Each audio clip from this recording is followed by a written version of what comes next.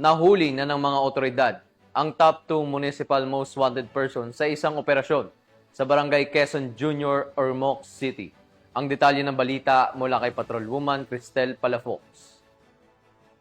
Ng mga otoridad ang nakatalagang top 2 municipal most wanted person na may kasong rape sa Barangay Quezon Junior, Ormoc City. Bandang alas 7:16 ng gabi nang maaresto ang akusado ng mga tauhan ng Ormoc City Police Station 6 sa bisa ng warrant of arrest para sa kasong rape na walang nirekomendang piyansa. Dinala ang akusado sa Ormoc City Police Station 6 para sa kaukulang dokumentasyon at tamang disposisyon. Ang pambansang pulisya ay patuloy nakikilos laban sa mga taong lumalabag sa batas upang mapanatili ang kaayusan, katahimikan at seguridad ng bawat mamamayan. Dahil sa bagong Pilipinas, ang gusto ng pulis, ligtas ka.